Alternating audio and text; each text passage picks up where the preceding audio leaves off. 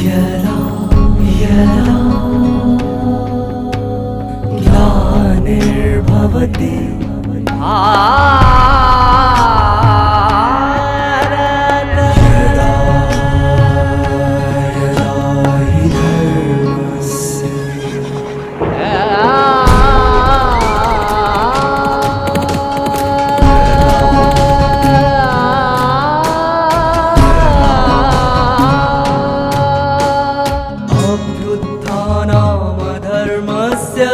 तदात्मानां सृजाम्यहं परित्राणाय साधूनां विनाशाय च दुष्कृतां विनाशाय धर्म संस्थापनार्थाय संभवामि युगे युगे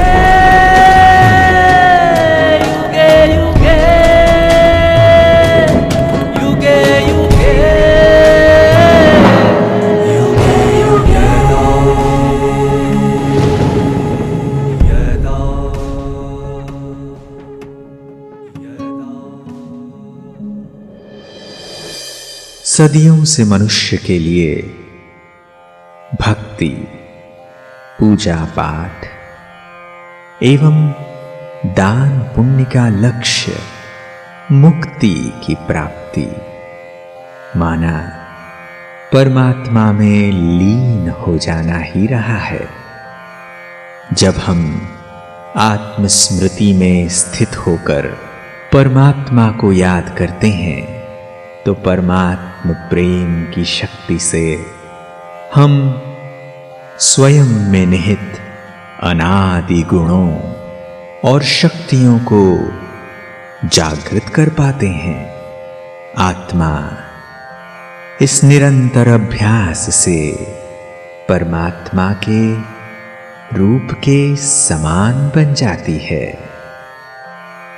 परंतु उनमें समाती नहीं है। ओम शांति। जीवन रूपी यात्रा में सदैव उत्सुकता से आगे बढ़ते हुए जीवनदाता परमात्मा को याद करते हुए जीवन की सफलता के अनुभव में अपने आप को मग्न रखते हुए यथार्थ जीवन का आनंद लेने का जो भाग्य हम सबको प्राप्त हो रहा है, इसके लिए हम सदैव श्रीमद् भगवद गीता ज्ञान के लिए दिल से आभार प्रकट जरूर करेंगे, क्योंकि गीता ही ऐसी एक जादू छड़ी है जिस गीता ज्ञान को यथार्थ समझने के बाद, परमात्मा को यथार्थ समझने के बाद जीवन में सब कुछ पा लिया, ऐसे धन्यता का भाव हम अनुभव कर पा रहे हैं। तो जैसे परमात्मा ने हम सबको ये समझा दिया है, जब प्रभु प्राप्ति की अनुभूति हो जाती है, स्वयं प्रभु हमारे हाथ पकड़ के हमें चलाते हैं, तो गिरते संभलते भी हम प्रभु के हाथ थामने के कारण कभी जुदा ना होने के विश्वास से जो आगे बढ़ते हैं, जिस विश्वास के कारण अपने अंदर एक स्थिरता की और एक निश्चलता की महसूसता करते हैं। ऐसे निश्चलता के कारण जीवन में हम बहुत सुकून का अनुभव करते हैं। तो चलिए ऐसे परमात्मा को जानने के नन्हे नन्हे कदमों में परमात्मा अपने स्वरूप को और कैसे हमारे सामने प्रत्यक्ष कर रहे हैं। एक तो परमात्मा ने हमें स्पष्ट कर दिया कि वो जड़त्व से या जड़ तत्व से बिल्कुल भिन्न है, लेकिन ये जड़ तत्व में जितने भी गुण हैं वो उनके ही है, क्योंकि परमात्मा ही परिपूर्ण परब्रह्म है, परमात्मा ही अनंत गुणों का सागर है और पूरी सृष्टि की रचना के परमात्मा ही आदि है और बीज स्वरूप है। उसी को जब हम समझ लेते हैं तो और कुछ जानने की जरूरत नहीं पड़ती। जैसे कि देखिए, हमें सोने के बारे में पूरी समझ आ गई, सुवर्ण क्या होती है, कंचन किसको कहते हैं, सोना कैसी धातु है और सोने कितने कैरेट के हैं, ये सारे जब हमने समझ लिए, अलग अलग सोने की जो चीजें बनती है, किसी की कुंडली बनी है, किसी के हार बना है, किसी के कंगन बने हैं, सोने से ही अलग अलग नग जैसे बने हैं। लेकिन सोने को जानने के बाद ये भी सोने का है, ये भी सोने का है। जैसे पूर्ण रूप से सोने को समझने के बाद दूसरी चीजों को समझने की जरूरत नहीं पड़ती है, ऐसे परमात्मा कह रहे हैं मेरे अंदर सब कुछ है, मैं ही सभी मानव सृष्टि का रचयिता हूँ। जब यथार्थ रूप से परमात्मा को जानने का अभ्यास करते हैं तो परमात्मा के गुणों को जानने का अभ्यास करते हैं तो किसी एक से एक गुण, दूसरे से दूसरा गुण, इस ऐसे हमें चाटने की जरूरत नहीं पड़ती है, चुनने की जरूरत नहीं पड़ती है। इसलिए परमात्मा कहते हैं एतद्योनीनि भूतानि सर्वाणित्युपधारय अहम कृत्स्नस्य जगतः प्रभवः प्रलयस्तथा। इसलिए एतद्योनीनि भूतानि, समस्त भूतों का आधार मैं हूं, सर्वाणि उपधारयः, मैं ही इस सृष्टि का प्रभव मना प्रारंभ ही हूं, मैं ही इस सृष्टि का प्रलय भी हूं। इसका मतलब क्या है? लोगों ने क्या समझ लिया कि परमात्मा ही सृष्टि करता है और परमात्मा ही नाश करता है। जी हाँ, परमात्मा को इंग्लिश में गॉड बोलते हैं, जनरेशन, ऑपरेशन एंड डिस्ट्रक्शन, स्थापना, पालना और परिवर्तन या विनाश कराने वाले स्वयं परमात्मा है। कराने वाले का मतलब क्या है कि परमात्मा खुद जाके ये नहीं कहते समुद्र तुम उछल के सारे धरती को हप कर डाल, ऐसे परमात्मा कोई ऑर्डर नहीं देते। लेकिन जब हमने पहले का श्लोक समझा कि एक अपरा प्रकृति है जो परमात्मा से ही कनेक्टेड है, पांच तत्व भी परमात्मा से कनेक्टेड है और परमात्मा इन सभी पांच तत्वों के, मनुष्यात्माओं के, सभी के विधाता है। तो परमात्मा के संकल्प से ही यह सृष्टि नई बनी है, परमात्मा के संकल्प से ही यह सृष्टि पुरानी विनाश को भी पाती है। विनाश का मतलब परिवर्तन है। अहम कृत्स्नस्य जगतः, कृत्स्नस्य माना समस्त जगत का प्रारंभ मैं हूं और मैं ही प्रलय हूं। प्रलय का मतलब सर्वनाश नहीं है, प्रलय का मतलब जो लय है, लय होता है, जो प्रभव हुआ था, जो अभी हमें दिखाई देता है उसका लय हो जाता है।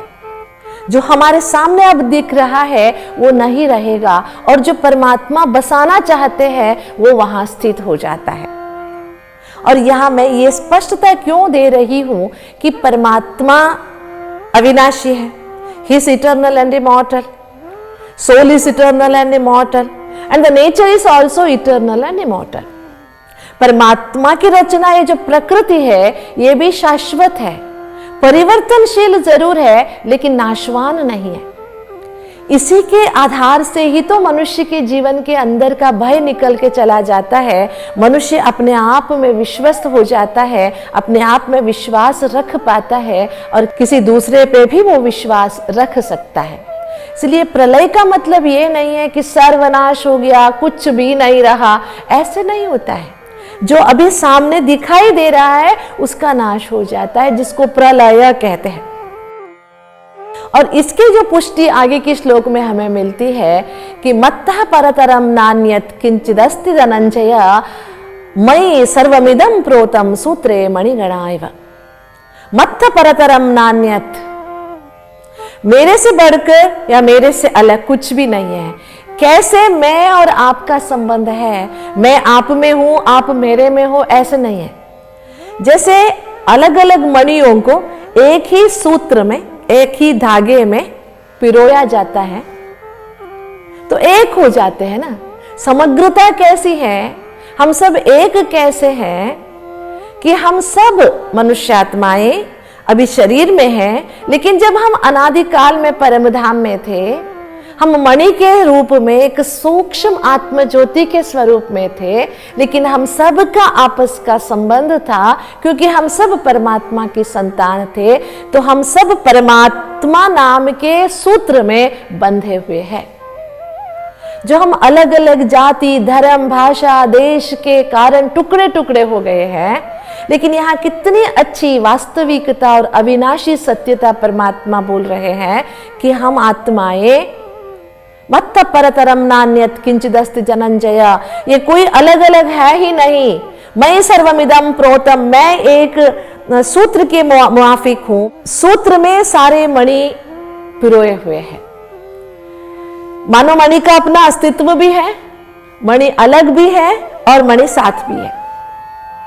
सूत्रे मणिगणाइव।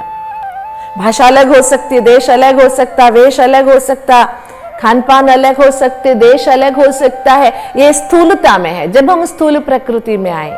लेकिन जब हम अनादि स्थिति में थे तो हम सभी आपस में मिले हुए थे कि एक परमात्मा के संबंध में बंधित थे। तो पुनश्च जब हम एक परमात्मा के संबंध में बंधित हो जाएंगे, अर्थात जब हम ये समझ जाएंगे कि ये पूरी रचना परमात्मा की है, परमात्मा सर्व मनुष्यात्माओं के लिए एक ही रचयिता है, वो ही इस मानव सृष्टि का बीज है और वो ही अनादि है और हम सब आत्माएं उन्हीं से जुड़ी हुई है। जब हम समझ लेते हैं, जो आज दुनिया में बहुत सारे हाहाकार देख रहे हैं, अनेकता देख रहे हैं, आतंकवाद देख रहे हैं, धर्म के नाम से पता नहीं क्या क्या करते जा रहे हैं, मूल धर्म से हम बिछड़ गए हैं, इसकी एक अच्छा सच्चाई परमात्मा हमारे सामने रख रहे हैं कि ना तो तुम मेरे से अलग हो और ना अलग हो सकते हो, क्योंकि अनादि में और अनंत में हम सब आपस में जुड़े हुए हैं एक ही रिश्ते के साथ कि वो रचयिता है, हम रचना है। वो परम चेतना है, हम अविनाशी चेतना है। वो परम पिता है और हम उनके संतान हैं। ये जो शाश्वत संबंध है हमारे, एक दूसरे से हम अलग नहीं हो सकते। हाँ, जुदा हो गए थे, जुदा होने के कारण हम भूल गए थे। क्यों जुदा हो गए थे? कि प्रकृति के भावों पर हम हावी हो गए थे, पांच तत्वों के बंधन में बंध गए थे, जिसके कारण आत्मा में जो चेतना थी वो नष्ट होने तक आ गई थी, जड़त्व छा गया था। मन बुद्धि संस्कार पांच तत्वों के साथ मिल गए थे, आत्मा चेतना की शक्ति कम हो गई थी। जैसे जलते हुए दीपक में घृत तेल कम होने के कारण रोशनी कम हो जाती है, जब घृत पुनः पड़ जाता है तो रोशनी वैसे ही फैलती है। इसी तरह हम आत्माएं भी इस शरीर रूपी दिए में रहते रहते खुद को शरीर समझने लग गए थे, जिसके कारण आत्मा के अंदर जो परम चेतना का घृत था, ज्ञान स्वरूपी घृत था, परमात्मा संबंध से मिलने वाला शक्तिवर्धक घृत था, वो कम हो गया था, जिसके कारण आत्मा की रोशनी कम हो गई थी। रोशनी कम होने के कारण भटक गए थे, देश भाषा में उलझ गए थे। ऐसी उलझी हुई सब धागों को सीधा करने के लिए परमात्मा बहुत सुंदर सी बातें हमें ये बता रहे हैं कि प्रोतम सूत्रे मणिगणाइव, आप सभी मेरे साथ ही हो, मेरे से। इसलिए लोगों ने क्या कह दिया कि मेरे में परमात्मा है, मैं परमात्मा में हूं। एक भावना है। मैंने एक बहुत सुंदर हार पहन रखा है, वो हार सोने से पिरोया हुआ है, मोतियों का हार है। सोना और मोती दोनों का अलग अलग अस्तित्व है, लेकिन दोनों साथ में मिला होने के कारण सभी को एक जैसा दिखाई देता है। ऐसे ही हम और परमात्मा के आपसी संबंध होने के कारण लोगों ने, साधकों ने, शास्त्रकारों ने इसको इस भाव से समझ लिया। लेकिन वास्तविकता में हमारे अपने अस्तित्व तो है, क्योंकि आत्मा भी अविनाशी है और परमात्मा भी अविनाशी है। दोनों अविनाशी चीजें एक दूसरे में मिलने से भी अविनाशत्व की नाश कभी नहीं होती है। साथ में मिलते हैं, लीन नहीं होते, तल्लीन होते हैं। एक के प्यार में दूसरे डूब जाते हैं, एक दूसरे को देखते हैं। जैसे हमने पहले वाले में भी सुना कि तुम मेरे से अदृश्य नहीं हो और मैं तुमसे अदृश्य नहीं हूं। साथ ही साथ में है, लेकिन परमात्मा मेरे साथ में है, इसकी महसूसता नहीं होने के कारण हम स्थूल में जो दिखाई देता है भौतिक संबंध, उसी को अपना मानकर, जो सदैव के लिए अपना है, उस परमात्मा से हमने अपना संबंध तोड़ दिया है। इसलिए परमात्मा ने कहा, मनुष्याणाम सहस्रेषु कश्चित् यतति सिद्धये यततामापि सिद्धानाम कश्चिन् मां वेत्ति तत्वतः। इसलिए हमें अभी प्रयास करना है, हमारे असली अस्तित्व को पहचानने का। अभी हम ये नकली अस्तित्व में फंस गए हैं जो परिवर्तनशील है और नाशवान है। हाँ, प्रकृति का नाश होता है तो भी रूप परिवर्तन करके प्रकृति आ जाती है, लेकिन मेरा वो जो रूप था वो तो नाश हो गया ना। परमात्मा की इस अद्भुत ज्ञान धारा को धीरे धीरे समझने से हमें क्या लाभ होगा? ये लाभ होगा कि जिंदगी में हम अकेले नहीं हैं। क्या करूं, मुझे कुछ समझ में नहीं आता जब परेशान हो जाते हैं, लेकिन आप याद रखिए, अगर मैं मणि हूं तो वो सूत्र है, वो मेरे साथ ही है। अकेले मणि का कोई अस्तित्व नहीं होता है जब तक वो एक सूत्र में पिरोया ना जाए। ऐसे जब तक मैं परमात्मा के साथ की महसूसता नहीं करती हूँ तब तक अपने अस्तित्व की अहमियत को भी मैं पहचान नहीं सकती हूँ। अपनी अहमियत को नहीं पहचानने के कारण नकली अहम भाव में आकर स्थूलता में आ गए, जड़त्व में आ गए, और जड़त्व में आने के कारण ही तो परेशानी हो जाती है। जब हवाई जहाज आकाश में उड़ता है, बहुत फास्ट उड़ता है, अंदर बैठे हुए को समझ में नहीं आता हम उड़ रहे हैं या एक जगह खड़े हैं। कोई हलचल नहीं होती है, लेकिन चलन जरूर होती है। अति तीव्रता में चलन का पता नहीं चलता। इसी तरह जब हम आत्माएं परमात्मा के दिए हुए, जो हमने सुना भी है, अभ्यास और वैराग्य के पंख लगाकर उड़ने का अभ्यास करते हैं, परमात्मा को साथी मानकर चलते हैं, तो जीवन में जितने भी परेशानियां आती है उसे हम आसानी से पार कर लेते हैं। तो परमात्मा ज्ञान को यथार्थ रूप से जानने की जरूरत यह है। जिंदगी को आसान बनाना है, जिंदगी के मुश्किलातों को सहज पार करना है, परेशानियों से परेशान नहीं होना है, अपने शान में रहना है। इसके लिए यथार्थ रूप से परमात्मा ज्ञान को जानकर, अपने आप को पहचान कर अपने अस्तित्व में स्थित होने की जरूरत है। कहते ना, तेरी औकात क्या है? वास्तविकता में हमारी औकात को पहचानने का ये समय है कि हम इतने ऊंचे हैं कि विधाता के हम बच्चे हैं। हम इतने ऊंचे हैं जो विधाता हमारे साथ रहते हैं। हम इतने ऊंचे हैं कि हम विधाता की एक छवि है। जैसे विधाता वैसे मैं भी हूं, बस अपने अंदर की कमियों को भर लूं तो मैं भी विधाता के समान बन जाऊंगी।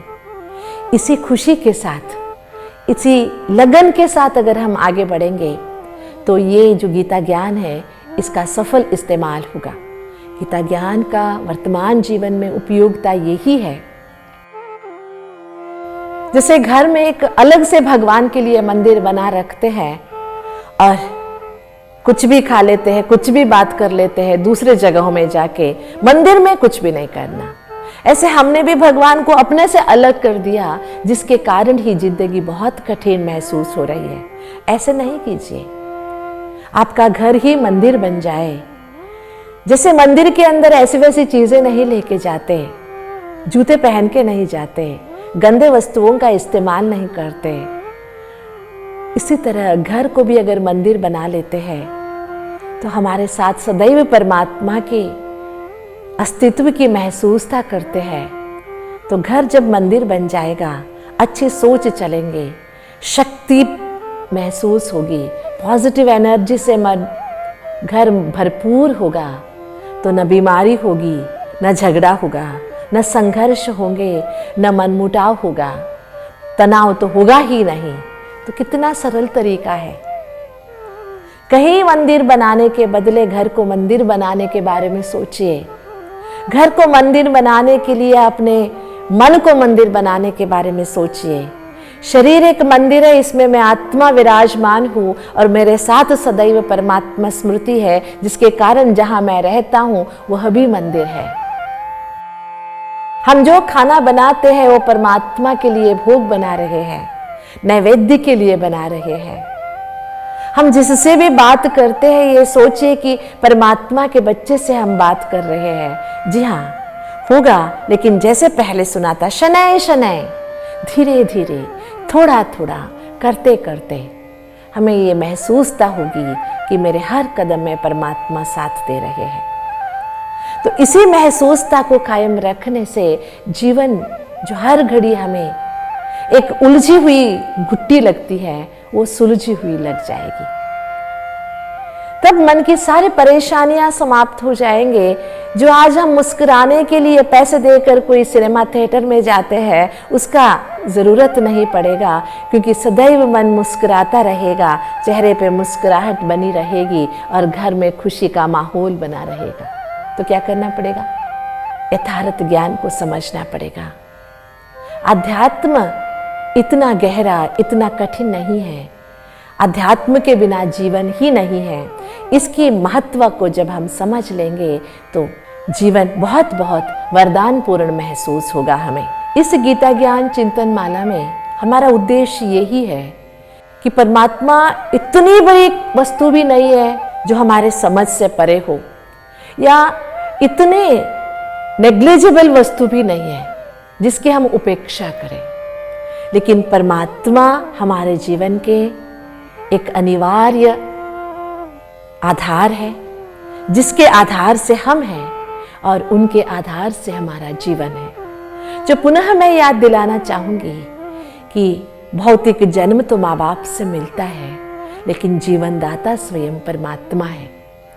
इस परमात्मा के अद्भुत सृष्टि में परमात्मा के प्यार के कारण हमें एक अद्भुत पात्र मिला है, जिसको हम मन लगाकर इसके स्वरूप हम बन जाए, तब हम जो रोल अदा कर रहे हैं उस रोल में हमें सच्ची खुशी महसूस होगी। और यही खुशी के लिए तो मनुष्य दिन रात कमाता है। इसी खुशी को कमाने के लिए ही हमें परमात्मा को हमारे जीवन के हर कदम में साथी बनाए रखना जरूरी है। तो श्रीमद् भगवद गीता परमात्मा का श्रीमत है, परमात्मा के मार्गदर्शन है। यूं कहे कि परमात्मा ने हमारे लिए अपने एक अद्भुत वरद हस्त रखा है हमारे सिर पर, जिस वरद हस्त के कारण हम बहुत सुरक्षित है। बस इसी वरद हस्त की छाया में जीवन यात्रा को सुगम बनाते हुए लक्ष्य की ओर बढ़ते रहेंगे। ओम शांति। परमात्मा द्वारा उच्चारित यथार्थ गीता ज्ञान की धारणा मन को स्थिर एवं संयमित कर संतुष्टता का भाव जागृत करती है, जिससे दिल संपूर्ण प्राप्ति की अनुभूति करता है। परमात्मा इस धरा पर अवतरित होकर अपनी वास्तविक पहचान देते हैं। वे ज्ञान देते हैं कि वे इस सृष्टि के रचयिता हैं, बीज स्वरूप हैं और इस सारी प्रकृति के आधार हैं। वह इस सृष्टि चक्र के ज्ञाता है और यह पंच तत्व स्थूल एवं सूक्ष्म प्रकृति सभी के विधाता हैं। वे स्वयं इस जन्म मरण के चक्र में नहीं आते, परंतु नई सतयुगी सृष्टि की स्थापना एवं पुरानी दुनिया का परिवर्तन उन्हीं के मार्गदर्शन से होता है। परमात्मा हमारे अनादि आत्मिक स्वरूप का भी ज्ञान देते हैं और साथ साथ यह भी समझाते हैं कि वह स्वयं भी अविनाशी ज्योतिर्पुंज परम आत्मा है। रचयिता और रचना का ज्ञान मिलने से हमारे दिल में परमात्मा एवं उनकी रचना के प्रति विशेष स्नेह जागृत होता है। तो देखिए कितनी सहजता से परमात्मा हमारे दिलों से वैर भाव को मिटा देते हैं। तो चलिए आत्म स्वरूप की स्मृति रख परमात्मा को अपना साथी बनाएं और अपनी जीवन रूपी यात्रा को सुगम एवं आनंदित बना लें। ओम शांति।